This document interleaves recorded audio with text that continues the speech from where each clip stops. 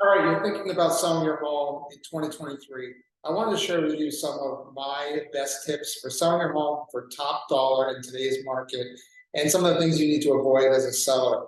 I've been doing this for 16 years. I've sold over 500 listings. I know how to prepare a home for market. I know how to get top dollar. And I know the things that you should and shouldn't be doing in today's market. So here it is. I'm going to jump in. I'm going to go fast. Preparing your home for market. I don't care if you're getting your house ready. If you're looking to get on the market next month or 6 months from now, you can start right now.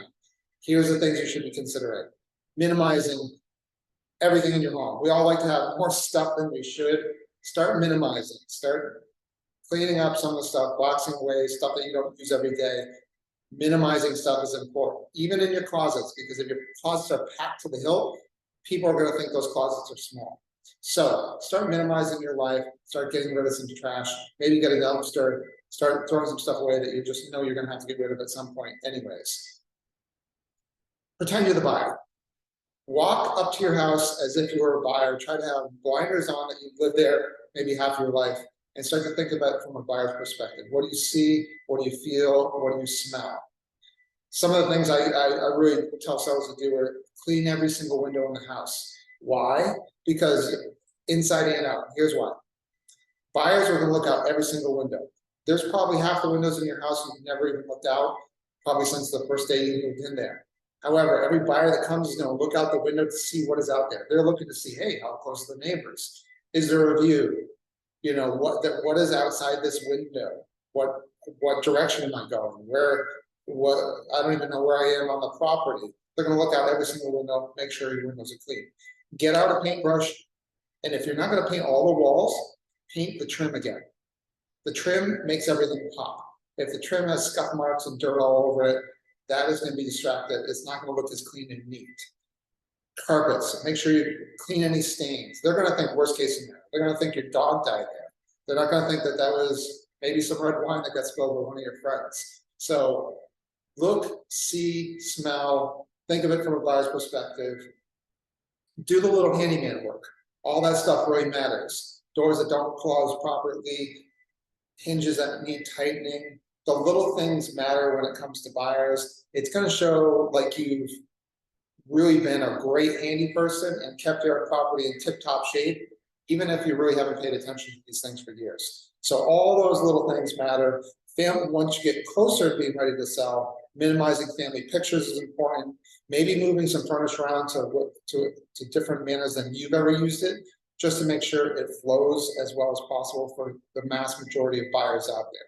So these are all things we can help with. We even have decluttering crews that come help you with your home. So we are prepared to help you in any way we can in helping you prepare your home for the market.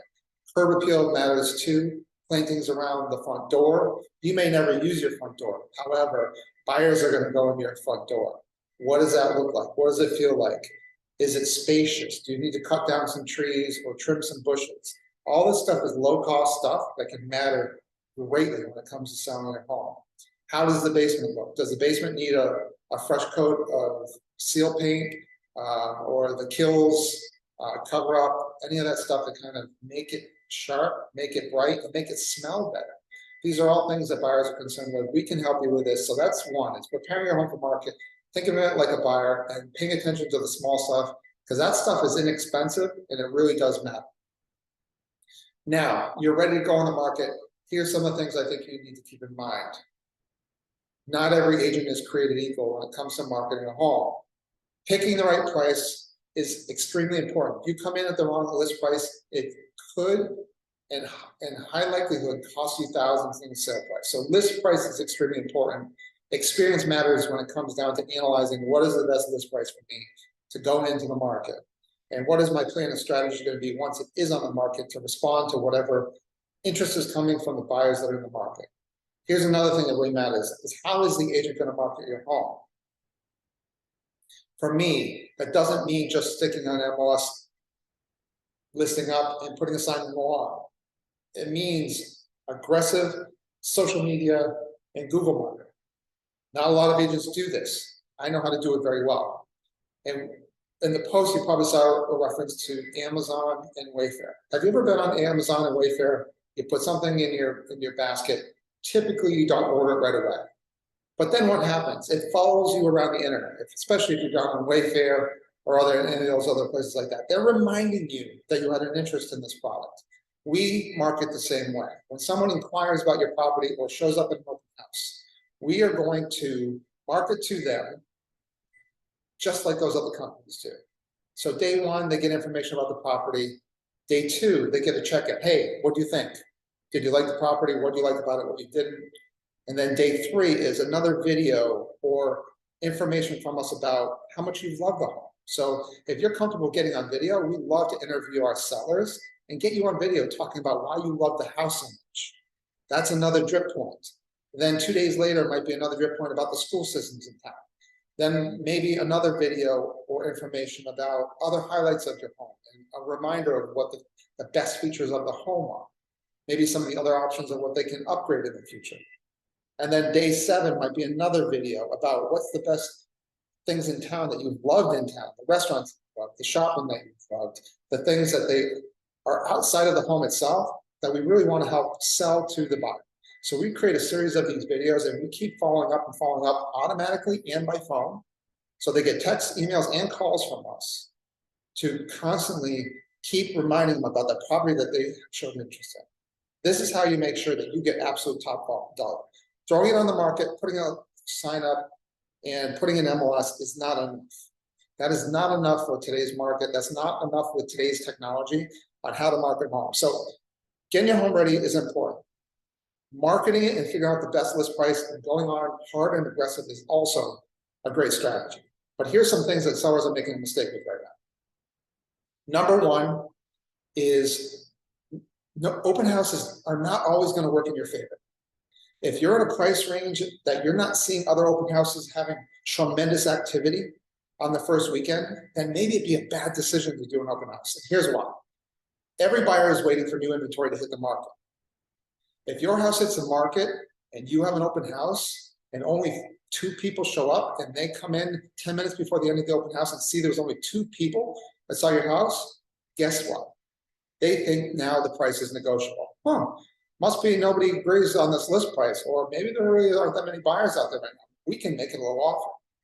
So I don't always like doing open houses the first weekend. It depends on the property. We will talk about that and see what kind of buyer interest is out there for similar homes so we can decide what is right for you.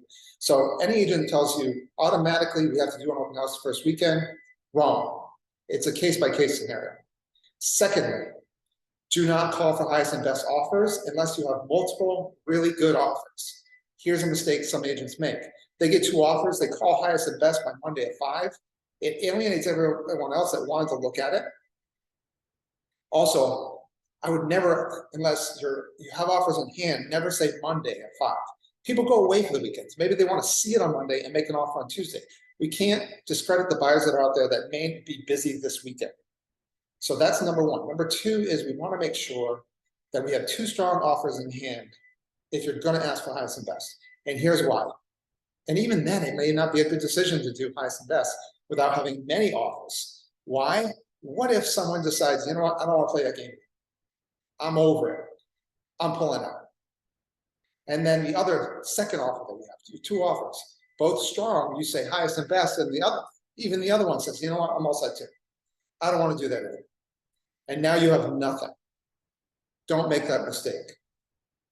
Look at both offers. If you have multiple offers, then you decide whether it makes sense to ask for highest and best or say, hey, you know what, both of you are really close. Does either one of you want to improve this anymore? But don't say, oh, we're going to drag it out and make a 2-day deadline and then more people can come in. That might be a big mistake. So I help you with all this. I've been negotiating for my sellers for 16 years. I can get you top dollar. My team can get you top dollar and make sure that you don't make any of the classic mistakes that some sellers are making and a lot of agents are making in today's market. And we will help make sure your house is ready, the marketing plan is ready, we hit it hard, we aggressively market it, we get offers and get you the best deal that meets all of your needs, not just price, but terms as well. Especially if you're looking to buy another house, we'll make sure you're not left homeless. We will help make you sure that your transition is smooth and that you are extremely happy with the service that you got from us and that you'll be referring us to all your family and friends. So If you're thinking about selling, the first step is just give us a call or book a call at the link below. You can call me on my cell phone, 978-400-1617 anytime. Be happy to chat. Even just to answer questions. I am not a pushy salesman. When it's right for you, we will be ready for you. If it's not right for you, we may even say, you know what, you should wait another year or two. I have no problem telling sellers that. Honesty is everything with me. I grew up in a small town. Ethics and core values is everything to me. I want long-term relationships with people that truly trust me and look to me for guidance in making the best real estate decisions they can. So book a call with me below. I look forward to chatting with you soon.